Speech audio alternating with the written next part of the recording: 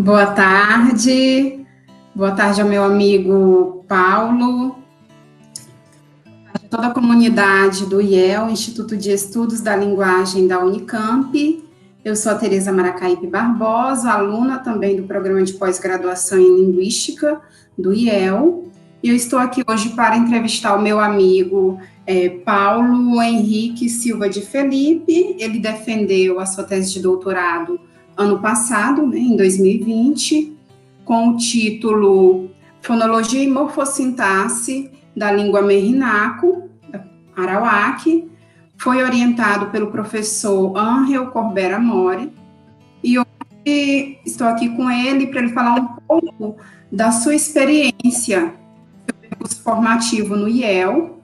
Sua pesquisa foi na área de línguas indígenas, né, uma área muito interessante, e queremos saber um pouco, né, Paulo, de você, desde perguntas relacionadas a antes de você entrar no programa, durante o seu percurso formativo também no programa de pós-graduação e depois, como você está atualmente, termos profissionais e tudo. Então, para começar, eu queria saber, primeiramente, onde você nasceu, onde você morou antes de vir aqui para Campinas, para a gente. Claro. Muito obrigado, viu, Tereza, por ter me recebido aqui hoje. Eu agradeço muito o convite, que recebo com bastante alegria. O IEL sempre foi uma casa para mim, eu sempre me senti muito em casa no IEL. Então, falar do IEL, falar do programa de pós-graduação é um prazer para mim, porque eu vou estar falando de uma coisa que eu realmente vivi e aproveitei muito durante o tempo que eu estive lá. Eu saí ano passado, então parece que foi ontem, na verdade. Já estou até com saudade. Bom, eu vou começar então falando um pouquinho sobre mim. Eu sou de uma cidade, Tereza, sou paulista, sou de uma cidade chamada Pauliceia. Não é a desvairada, embora pudesse ser. Ela é uma cidade bem aqui no interior do estado de São Paulo, na divisa com Mato Grosso do Sul.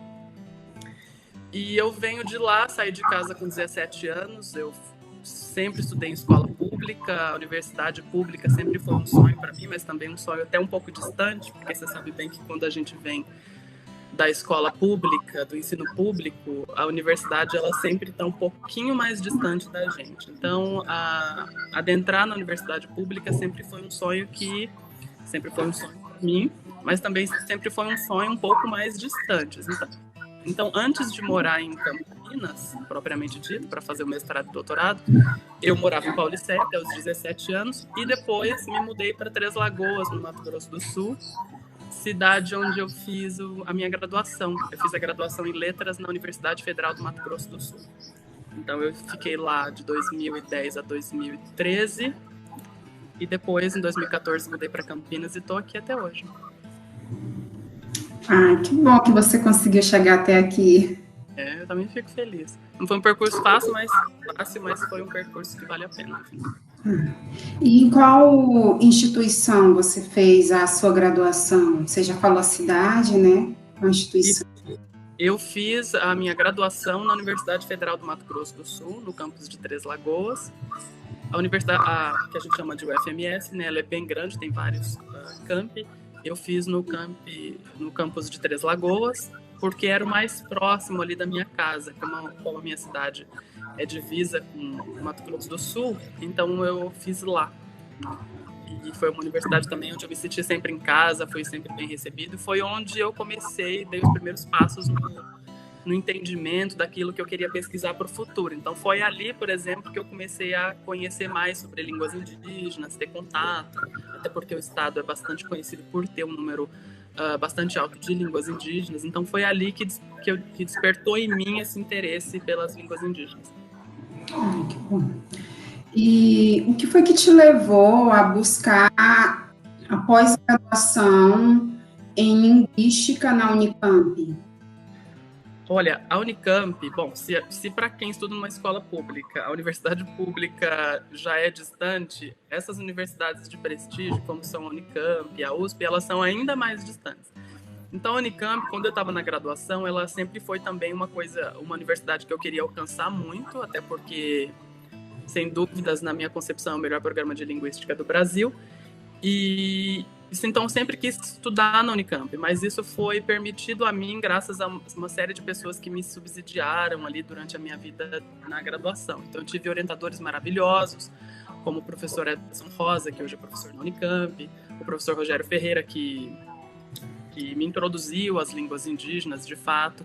Então, responder essa pergunta, né, o que me levou a buscar a pós-graduação na Unicamp, ela é complexa porque partem de vários fatores, mas acho que o principal deles é porque a Unicamp sempre foi famosa na minha área. Então, lá, todos os textos que eu lia na graduação eram de pessoas que estavam ali na Unicamp. Se a gente for fazer um percurso, a gente vai ver que as grandes referências de línguas indígenas que a gente tem no Brasil foram professores da Unicamp, né? Como a professora Lucy Sec, o Arion, meu orientador, o professor Henri, o Vilmar, Filomena. Então, todos eles eram referências para mim, e aí buscar a Unicamp ficou fácil nesse sentido. Ok. E assim, como que você explicaria para um público em geral consiste a sua área de pesquisa? Bom, a área de línguas indígenas, como várias outras áreas da linguística, ela é super ampla. Então, eu vou fazer um resumo do que eu faço dentro da área de línguas indígenas. Existem muitas possibilidades de trabalho com línguas indígenas, com populações indígenas. A minha área, especificamente, é a descrição de línguas indígenas. Então, no meu doutorado, por exemplo, eu fiz a descrição gramatical, eu fiz uma gramática da língua Meinaco, que é uma língua falada no Alto Xingu, por uma população aproximada de 325 pessoas, mais ou menos. Então, eu fiz uma gramática dessa língua que está em estado de vulnerabilidade linguística. Então, explicando a minha área, dentro da linguística e dentro do campo das línguas indígenas, seria essa área de descrição de línguas. E essa área é super importante porque ela nos permite uma série de outros desdobramentos. A gente produz gramática, por exemplo, a gente produz dicionário, porque depois isso permite que a gente produza uma série de outros materiais didáticos para ensino de língua nas comunidades indígenas. Enfim, e também permite que a gente produza uma série de materiais que são muito caros para a linguística, né? Porque se essas línguas estão em fase de desaparecimento, produzir esse tipo de material é muito precioso para a nossa área. Um trabalho muito interessante, né? Muito interessante, bastante desafiador, né, Tê? Você também conhece, você trabalha nessa Sim, área. muito desafiador. Ainda mais no contexto atual. Ainda mais no contexto atual. E assim, como que você avalia a relevância do programa de pós-graduação em linguística na sua formação pessoal e também na sua formação profissional? Como que você faz essa avaliação? Olha, eu acho que o programa de pós-graduação ele foi fundamental na minha vida pessoal e na minha vida profissional de muitas maneiras. Mas eu vou citar algumas que me foram fundamentais, que o programa me possibilitou, alguns pontos que me foram fundamentais para o meu crescimento pessoal e profissional aí no IEL. O primeiro é que o IEL ele é um instituto muito amplo e ele é muito diverso. E uma das coisas que me fizeram procurar o IEL foi justamente a possibilidade de ter contato com pesquisadores variados. Então, o IEL, por exemplo, no IEL a gente pode ter contato com essas pessoas da nossa área e fora da nossa área, e todos profissionais muito relevantes para nas suas áreas de pesquisa e que são referência. Então, não é um instituto, por exemplo, que vai te formar somente na tua área, mas é um instituto que te permite ter uma formação muito ampla. Porque, por exemplo, eu sou das línguas indígenas, mas eu fiz disciplinas na análise do discurso, eu fiz disciplina na semântica, eu fiz disciplina na fonologia, na morfossintaxe. Então, tem um corpo docente muito grande, o IEL. Então, ele permite que a gente se aperfeiçoe enquanto pessoa, enquanto pesquisador, de uma forma muito boa, muito profunda. Porque a gente tem contato, de fato, com um monte de gente muito boa que vai ajudar a gente. Fora isso, a gente também tem um vasto número de disciplinas, por exemplo, e isso é incomum nas universidades. A gente vê, por exemplo, nas universidades por aí que existem campos com maior número de disciplinas, mas não é possível, por exemplo, você transitar. Eu quero fazer uma disciplina muito diferente do que o corpo docente oferece. O IEL tem um corpo docente muito grande, então é possível você fazer uma disciplina na tua área e uma disciplina em muitas áreas diferentes. E isso permite, por exemplo, que você se torne um pesquisador mais completo. Porque você vai conseguir, durante a tua vida acadêmica, durante a tua atuação profissional, trabalhar com diferentes perspectivas além daquela em que você se formou especificamente, né? Então, se for para eu avaliar a relevância do programa de pós-graduação na minha formação, foi fundamental, porque a pós-graduação em Linguística no IEL é um programa extremamente forte. É um programa que me possibilitou me formar enquanto um pesquisador de línguas indígenas, mas também enquanto um pesquisador que consegue trabalhar com diferentes outras temáticas, porque é um programa que nos fornece, nos possibilita, então, transitar entre diferentes áreas e transitar de uma forma bastante ampla, bastante produtiva, fundamental para a nossa formação mesmo. Tá. E hoje você já está no mercado de trabalho, né? E quais as contribuições que você percebe, assim, especificamente, contribuições do programa de pós-graduação na sua carreira profissional? Bom, aí eu acabo retomando um pouquinho do que eu tinha acabado de dizer, mas a principal contribuição para a minha carreira profissional foi, de fato, essa formação interdisciplinar. Então, eu me considero, por exemplo, um pesquisador interdisciplinar, porque consigo trabalhar com línguas indígenas, mas também consigo olhar para uma série de outras questões que me foram possibilitadas por este programa, que é igualmente diverso. Sim. Então, é um programa, por exemplo, que contribui também para que eu consiga trabalhos, para que eu consiga passar em concursos, por exemplo, porque eu tive uma formação muito sólida nesse programa.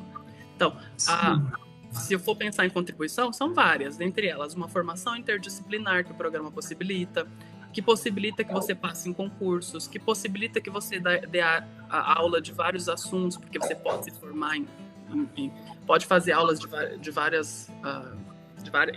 sobre várias questões dentro da linguística, enfim, ser um profissional de fato mais completo. Ok. E agora fala assim um pouquinho para a gente de como foi esse seu percurso de pesquisa durante seu período na Unicamp. Olha, o meu percurso, isso é uma exceção, eu reconheço e entendo o privilégio disso, o meu percurso na Unicamp, na pós-graduação, foi um percurso muito tranquilo. Eu sempre fui bastante organizado, então eu sempre tentei fazer as coisas com bastante antecedência, então eu nunca tive assim que correr muito para resolver nada muito rápido, assim. E aí fiz isso com bastante tranquilidade, o que eu conseguia resolver em cada coisa, em cada etapa do meu percurso eu resolvi, o que eu não conseguia resolver, entendi que não dava para resolver e poderia resolver depois. E você sabe, né, Tereza, quando a gente trabalha com línguas indígenas, a gente tem que entender as limitações do trabalho, então a gente faz o nosso melhor, mas a gente também tem que entender que não necessariamente a gente vai ganhar um Nobel com a nossa tese de doutorado. Sim. Então, a gente faz o possível, o melhor que a gente pode. Então, durante o meu percurso de pesquisa no IEL, durante o tempo em que eu era aluno, foi muito tranquilo, consegui cumprir tudo dentro do prazo, consegui cumprir com bastante tranquilidade, sem ansiedade.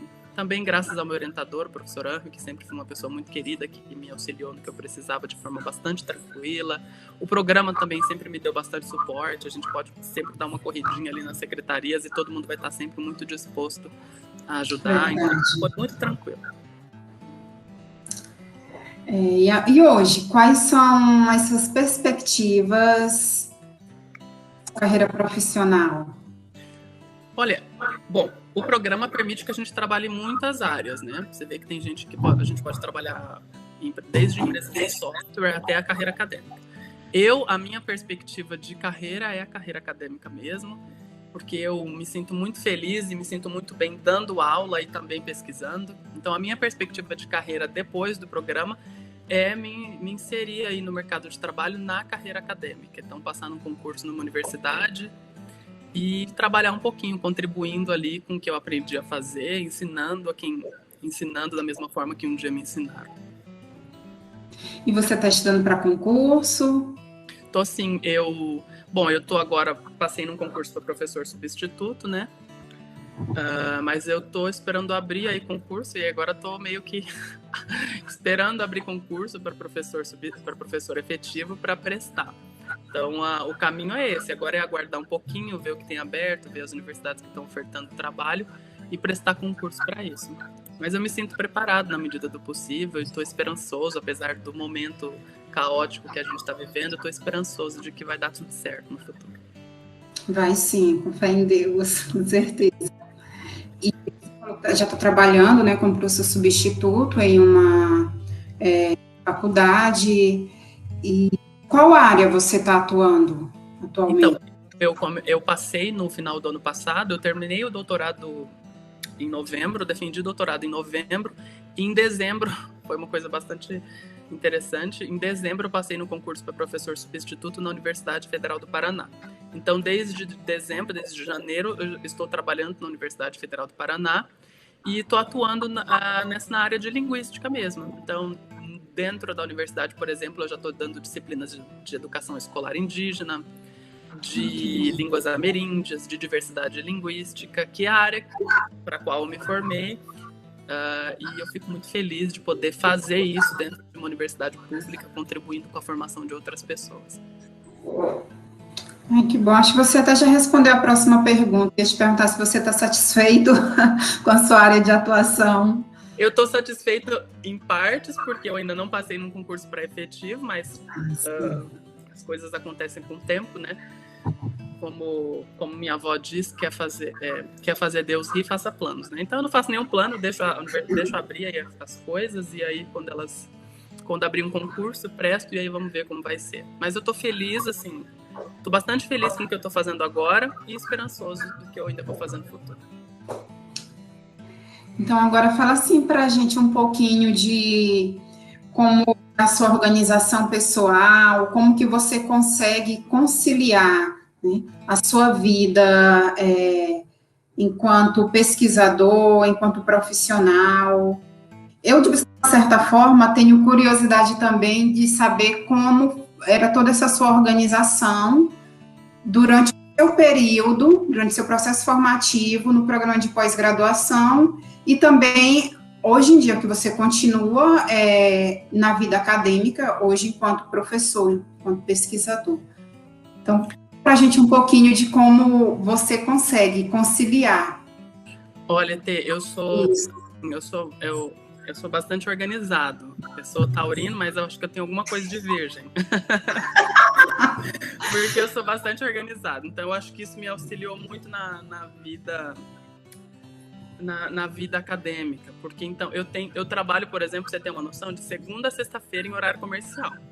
Se as pessoas me mandam coisas depois das 6 da tarde, eu não vou responder, só se for meu amigo, alguma coisa muito leve. Se for trabalho, eu não respondo, porque eu prezo pela minha saúde mental. E sábado e domingo eu vou me divertir, vou fazer alguma coisa que eu gosto, vou ler uma outra coisa que eu gosto, vou colocar minhas séries em dia. Então eu vejo as pessoas assim, é claro, cada pessoa tem a sua demanda, claro, cada pessoa trabalha de um jeito, mas eu tentei trabalhar dessa forma. Então, como eu tive bolsa, isso é um privilégio, reconheço, como eu tive bolsa da FAPESP durante o doutorado, essa bolsa me permitiu trabalhar, me dedicar exclusivamente à pesquisa. Então eu trabalhava das 8 da manhã, todos os dias, até as 5 da tarde, como se eu estivesse trabalhando em qualquer outro lugar em que eu tivesse um horário para entrar e para sair.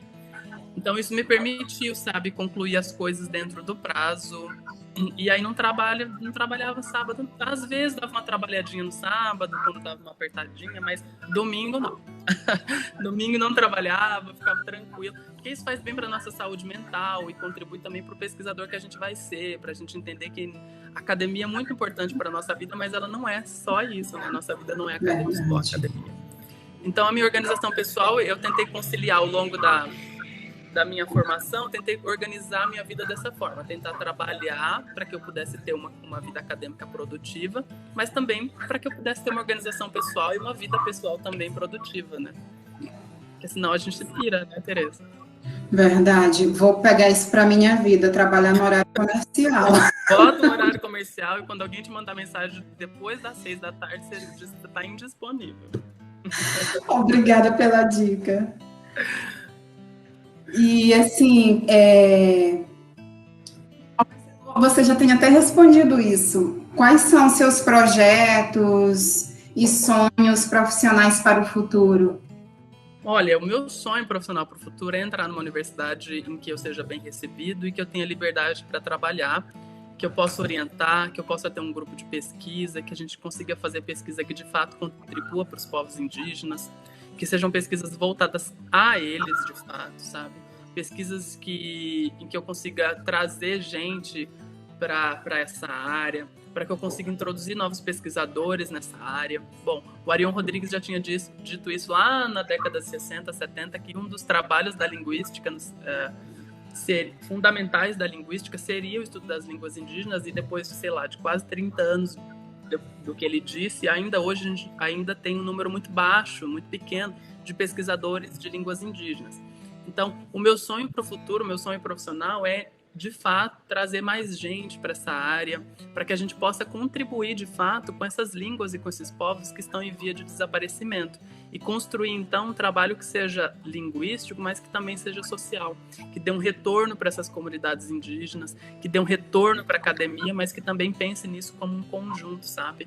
Então, eu não tenho sonhos muito muito grandes, não, eu não sou muito ambicioso, eu só quero um lugar tranquilo para trabalhar, com pessoas que estejam dispostas, e que a gente consiga fazer ali, assim, passo a passo, construir um grupo de pesquisa, construir alguma linha que nos permita continuar trabalhando com essas línguas e continuar contribuindo da forma como a gente já tem contribuído nos últimos tempos para a linguística e para esses povos em geral. E quais conselhos você daria para quem está cursando no momento a pós-graduação no programa? Olha, eu retomo... Não fazer... Nesse ponto, eu retomo um pouquinho o que eu disse antes sobre o fato do programa ser muito... O programa permitir uma formação muito completa. O IEL, e eu percebo que às vezes as pessoas não percebem isso, a gente é muito privilegiado no IEL, porque é um programa nota 7, é um programa nota máxima, e é um programa que nos possibilita fazer muita coisa. Então, é um programa, por exemplo, que nos dá xerox ali de graça para a gente poder imprimir, é um programa que nos auxilia de fato, sabe? Então, se você tem algum problema durante a minha... Tô parecendo meio poliana dizendo isso, mas não é. Todos os problemas que eu tive, que foram pequenos, claro, durante o meu percurso acadêmico, foram rapidamente solucionados porque eu tive o apoio de muita gente. Então, a gente recorre ali na Secretaria de Pós, ao Cláudio, ao Miguel, à Rose, a Raíssa, o pessoal que está ali, eles nos auxiliam muito rapidamente, o pessoal do audiovisual, o Carlão, o Carlos, todo mundo ajuda a gente ali de uma forma... Biblioteca, né? O pessoal da biblioteca também muito disponível sempre. Todos os setores, sabe? O Esmeraldo, o pessoal todo, é um pessoal muito receptivo, então eu acho que a gente deve aproveitar isso muito. Então, o conselho que eu diria para as pessoas é viver o IEL, não só apenas como uma instituição que vai te dar um diploma, mas como uma instituição que vai te possibilitar conhecer gente e viver intensamente esse instituto, porque ele nos oferece um monte de coisa. Então, participar dos vários cursos que o IEL oferece. O IEL oferece um monte de curso, tem curso de verão, tem um montão de disciplina, tem um monte de coisa que o pessoal fala de oficina, sabe? Isso não tem em outro lugar. Quem vem das universidades federais, por exemplo, aquelas que não estão... que são diferentes do IEL, a gente percebe que quando a gente chega no IEL, as coisas são muito diferentes. A gente tem acesso a um monte de coisas, a gente tem um corpo docente muito grande que pode oferecer muita coisa, a gente tem um instituto que está ali para auxiliar mesmo. Então, participar desses vários cursos que o IEL oferece, participar do CETA. Bom, eu sou suspeito de falar, fui coordenador do CETA há 4 anos, mas eu acho o CETA muito importante, que é um evento, seminário de tese em andamento, que é organizado pelos alunos de pós-graduação, e que é um evento que eu recomendo que os alunos participem como comissão e também como apresentadores de trabalho. É fundamental para o desenvolvimento das pesquisas, é fundamental para o programa. Depois dá para publicar na revista do CETA. Então, eu acho que o pessoal deve aproveitar isso, sabe? Participar dos cursos, participar do CETA, participar efetivamente das disciplinas, usar essa biblioteca, gente. Essa biblioteca é invejável. A biblioteca do IEL, ela parece pequena, mas ela é um tesouro, porque ela tem praticamente tudo. Se você procurar, você tem aí. E o que não tem, eles dão um jeito de achar pra gente. Então, participar, sabe? Observar isso, participar de tudo isso.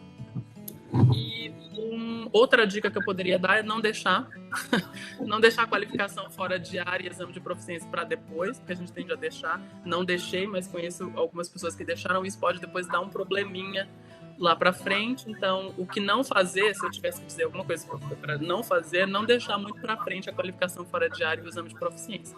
Tenta fazer isso logo nos primeiros anos e já mata isso, já vai. Depois você consegue se dedicar mais à tua pesquisa, sabe? É viver mesmo. Então, a minha dica para quem está no IEL agora, para quem almeja entrar no IEL, é viver esse instituto que é tão rico. As pessoas aí são muito receptivas.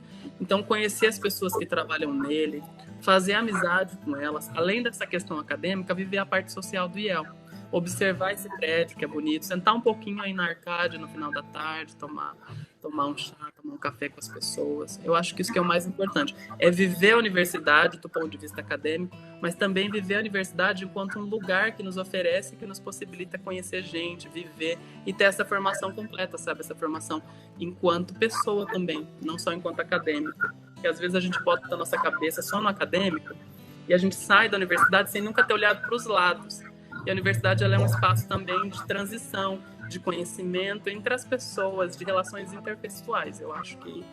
E eu fico muito feliz de ter saído do IEL com essa concepção, porque eu me sinto em casa. As pessoas que eu conheci no IEL, os amigos que eu conheci no IEL, eu sempre levo no coração, porque foram pessoas muito importantes para mim hoje, ontem e vão continuar sendo provavelmente também no futuro.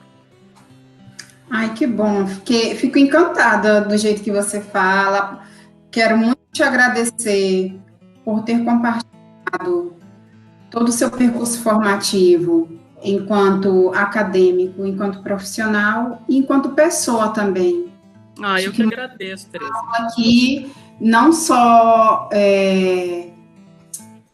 pesquisador, mas um Paulo pessoa também. Eu acho que eu sou mais pessoa do que pesquisador, no fim das contas, porque eu gosto de gente. E é um certo, né? Bom, não tem como trabalhar com língua indígena se você não gosta de gente, né, Tereza? Verdade. A gente tem que gostar deles. Eles nos ensinam muito isso, né? Bom, isso também é uma coisa que eu aprendi, né? A gente aprende na nossa área isso. A gostar das pessoas, a entender que as pessoas são seres muito diferentes. E aí, quando a gente entende isso, a gente meio que abstrai o que não é pra gente, abstrai o que seria um problema e foca mais no que não é um problema. Porque às vezes os problemas nem são tão grandes assim, a gente deixa eles maiores porque a gente vai botando. Mas o IEL, assim, é uma casa para mim. Eu me sinto muito feliz de falar do IEL. Acho que daqui 10 anos, se eu tiver achado um emprego ou não, eu vou sempre falar bem do IEL, porque foi um lugar onde eu me senti sempre muito em casa. Mas eu te desejo toda a sorte do mundo, porque dedicação, inteligência, competência você já tem muito, né? E tenho certeza que você vai brilhar muito na sua vida, na sua carreira profissional. Já brilha muito, e como profissional vai brilhar muito também, com certeza.